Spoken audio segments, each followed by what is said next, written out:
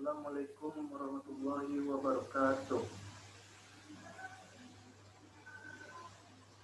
Pertama-tama kita ucapkan puji syukur kehadirat Allah Subhanahu wa taala yang telah memberikan kita kesehatan dan kenikmatan sehingga kita dapat belajar dan melakukan jarak dalam pembelajaran daring saat ini.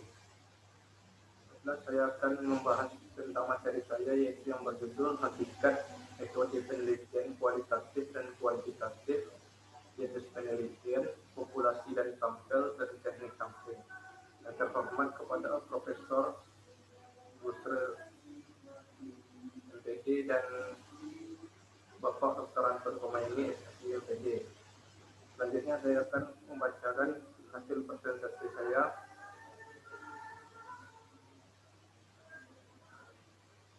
Pertama, hakikat metode penelitian kualitatif dan kuantitatif. Penelitian kualitatif. Penelitian kualitatif adalah salah satu metode penelitian humanistik yang menempatkan manusia sebagai subjek utama dalam peristiwa sosial atau budaya. Jenis penelitian ini berlandaskan pada filsafat fenomenologis dan dari Edmund Husserl dan kemudian dikembangkan oleh Max Weber ke dalam sosiologi. Penelitian kualitatif adalah penelitian yang berguna untuk memperoleh penemuan-penemuan yang tidak terduga sebelumnya dan membangun kerangka teoritis baru. Menurut Brannan 1997 halaman 92 halaman 9 sampai 12, secara epistemologis memang ada sedikit perbedaan antara penelitian kualitatif dan kuantitatif. Jika penelitian kuantitatif selalu menentukan data dengan variabel-variabel dan kategori bahan, penelitian kualitatif justru sebaliknya. Perbedaan penting keduanya terletak pada pengumpulan data.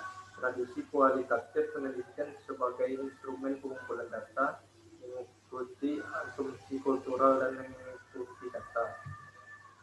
Selanjutnya penelitian kuantitatif. Kuantitatif merupakan satu pendekatan penelitian yang dibangun berdasarkan filsafat positivisme. Positivisme adalah salah satu aliran filsafat yang menolak unsur metafisik dan teologis dari realitas sosial. Karena penolakan terhadap unsur metafisik dan teologis, positivisme kadang-kadang dianggap sebagai sebuah varian dari materialisme. Dalam penelitian kuantitatif diyakini bahwa satu-satunya pengetahuan atau knowledge yang valid adalah ilmu pengetahuan atau sains, yaitu pengetahuan yang berawal dan didasarkan pada pengalaman experience yang tertangkap lewat panca indera untuk kemudian diolah oleh nalar atau riset. Secara epistemologis dalam penelitian kuantitatif diterima suatu paradigma bahwa sumber pengetahuan yang paling utama adalah fakta yang sudah pernah terjadi dan lebih khusus lagi hal-hal yang dapat ditangkap panca indera, exposed to sensory experience. Menurut Auguste Comte 1798 sampai 1857 menyatakan bahwa paradigma kuantitatif merupakan satu pendekatan penelitian yang dibangun berdasarkan filsafat positivisme. Positivisme adalah satu aliran filsafat yang menolak unsur metafisik dan teologis dari realitas sosial. Karena penolakannya terhadap unsur metafisik dan teologis, positivisme kadang-kadang dianggap sebagai sebuah varian dari materialisme. Objek studi penelitian kuantitatif adalah fenomena dan hubungan-hubungan umum antara fenomena-fenomena, general relations between phenomena. Yang dimaksud dengan fenomena di sini adalah sejalan dengan prinsip sensory experience yang terbatas pada external appearance, event in sense perception saja. Karena pengetahuan ini bersumber dari fakta yang diperoleh melalui panca indera, maka ilmu pengetahuan harus didasarkan pada eksperimen, induksi, dan observasi. Edmund Husserl 1859 sampai 1926. Jenis penelitian yang pertama itu metode penelitian kuantitatif, terbagi dua, yaitu metode survei dan metode eksperimen. Metode penelitian kuantitatif berlandaskan pada filsafat positivisme, dipakai untuk meneliti pada populasi ataupun sampel tertentu. Pengumpulan data menggunakan alat ukur instrumen penelitian.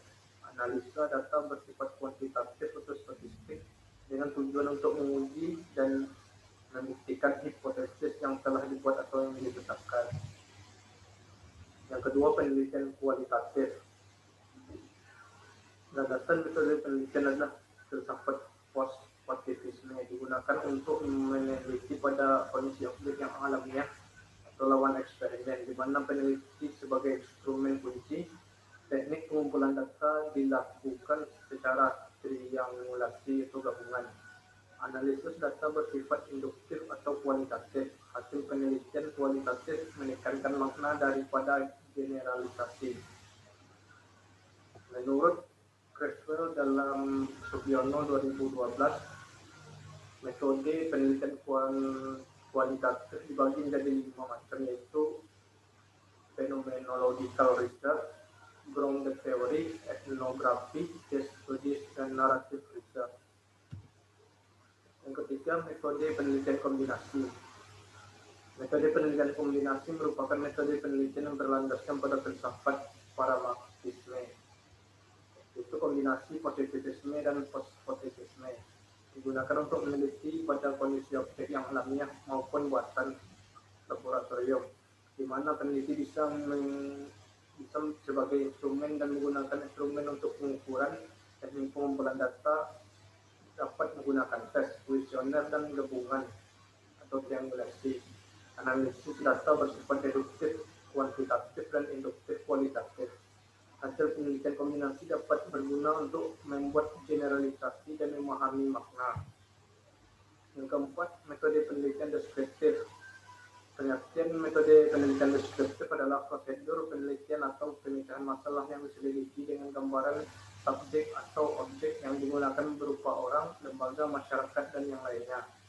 Yang kelima, metode penelitian deskriptif adalah prosedur penelitian atau pemecahan masalah yang diselidiki dengan gambaran subjek atau objek yang digunakan berupa orang, lembaga, masyarakat, dan yang lainnya. Selanjutnya, populasi dan sampel. Populasi adalah wilayah generalisasi berupa subjek atau objek yang diteliti untuk dipelajari dan diambil kesimpulan, sedangkan sampel adalah bagian dari populasi yang diteliti. Penelitian sampel diperlukan jika populasi yang diambil sangat besar dan peneliti memiliki keterbatasan untuk menjangkau seluruh populasi, maka peneliti perlu mendefinisi populasi target dan populasi terjangkau, baru kemudian menentukan jumlah sampel dan teknik sampling yang digunakan. Sampel. Menurut Roscoe 1975 yang dikutip Uma Sekaran 2006, memberikan acuan umum untuk menentukan ukuran sampel ada 4, yaitu yang pertama, ukuran sampel lebih dari 30 dan kurang dari 500 adalah tepat untuk kebanyakan penelitian. Yang kedua, jika sampel dipecah ke dalam subsampel, pria, wanita, senior, dan sebagainya, ukuran sampel minimum 30 untuk tiap kategori adalah tepat.